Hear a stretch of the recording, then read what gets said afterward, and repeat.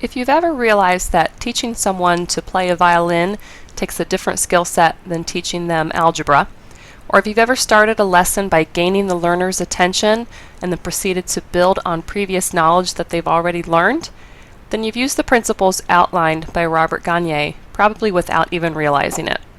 Robert Gagne is an American psychologist born in 1916 in North Andover, Massachusetts.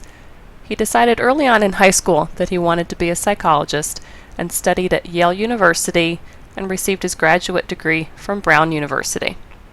At the start of World War II, Gagne joined the Army and began his career there administering aptitude tests to cadets who were joining combat aircraft. He went on to become commissioned as a second lieutenant and held several positions within the U.S. Armed Forces. He developed psychomotor tests used in aircrew classification, held a position in the U.S. Air Force in what would later become the Air Force Personnel and Training Research Center, and was technical director of the maintenance laboratory at Lowry Air Force Base in Colorado. Gagne has said this position was one of peak enjoyment in his career because he had the opportunity to develop a new technology for forecasting training requirements for the Air Force, and he was able to work with a stimulating group of research scientists. In 1958, Gagne became a professor of psychology at Princeton University. During this time, he conducted studies of intellectual skills and their prerequisites, which would lead to the formulation of his idea of the learning hierarchy as it applies to those intellectual skills. In 1962, he joined the American Institutes for Research as the Director of Research. This organization was heavily engaged in research and training, the assessment of human performance, educational program evaluation, and other questions. It was here in 1965 that Gagne first published his seminal work, The Conditions of Learning. Although Gagne's earlier work was grounded in the behaviorist tradition, The Conditions of Learning was influenced more by the information processing view of learning and memory. Gagne's work is sometimes summarized as the Gagne assumption. This assumption is that different types of learning exist and that different instructional conditions can bring about this learning. Two of the main components of Gagne's conditions of learning are the 5 categories of learning and the 9 events of instruction.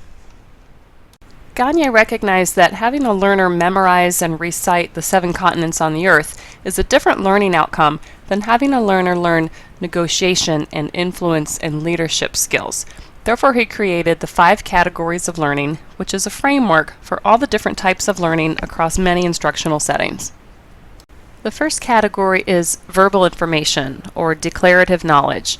This is simply memorizing and reciting, learning things like what are the 7 warning signs for cancer, or list in order the steps that are required to service a machine. With the next category, intellectual skills, it's not just knowing what, but it's knowing how. It's not only knowing what the number 4 is or what the number 8 is, it's knowing how to add them together to get 12. Within the intellectual skills, there's a distinct learning hierarchy that applies, and learners need to start at the base of the hierarchy before they can move on to the more complex. The learning skills needed here are cumulative. Learners must be able to use the discriminations to be able to call out key features before they can move on to processing rules and higher order rules. Cognitive strategies are the capabilities that allow us to manage our own thinking and learning processes, telling us how to learn and how to remember and how to solve problems.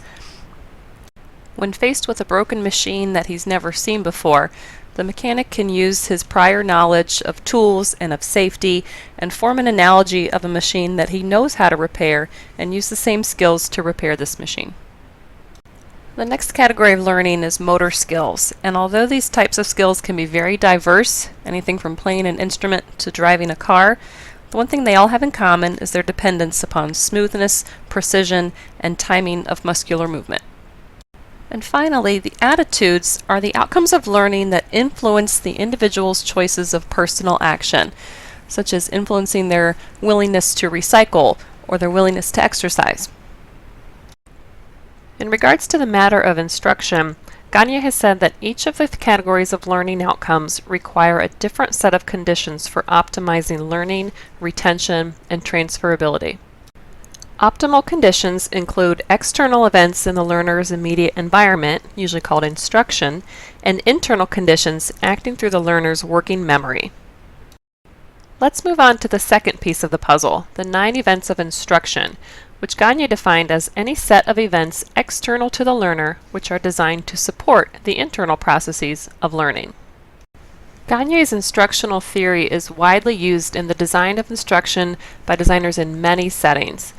It brings in ideas from behaviorism and cognitism, and he provides a clear template which is easy to follow when designing instructional events.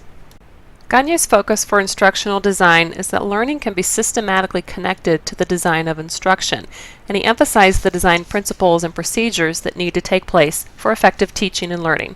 According to Gagne, learning occurs in a series of learning events, and each event must be accomplished before the next in order for learning to take place. The first step is to gain attention, to give the learners a stimulus to begin instruction.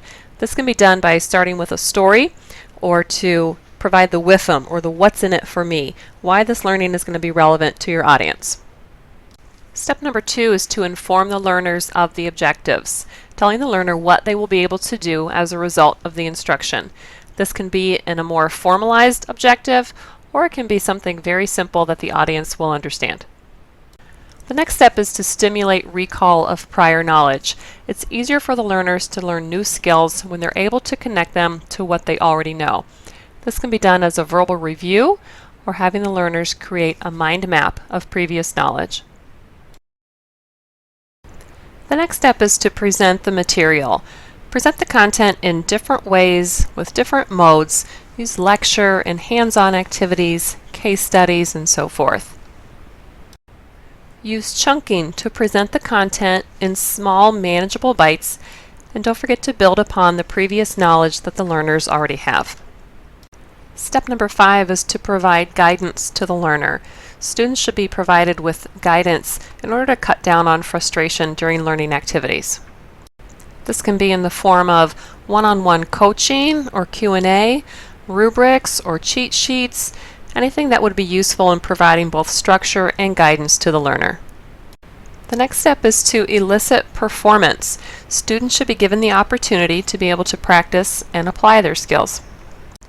While this can be accomplished by modeling by the instructor, the most effective method is for the students to be able to practice their newly acquired behavior, skills, or knowledge on their own under guidance from the instructor.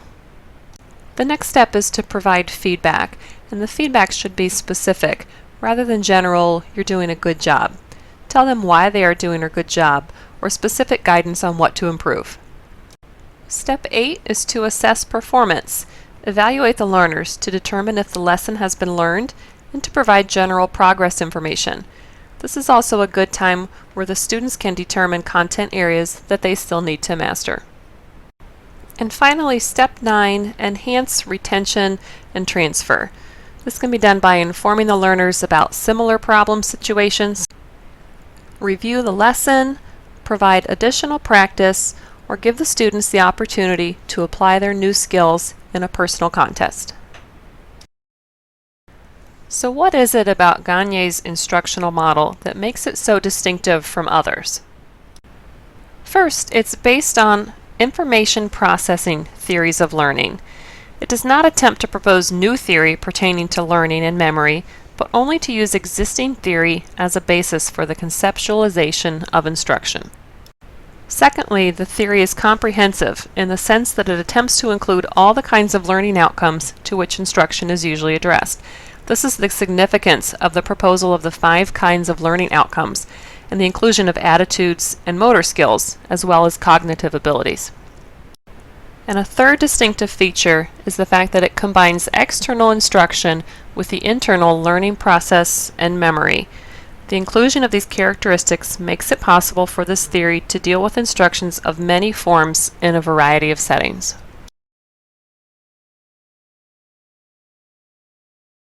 In 1969, Gagne joined the faculty at Florida State University, where he would remain until his death in 2002. He went on to write numerous books regarding instructional design and educational psychology, and was awarded many awards for his research.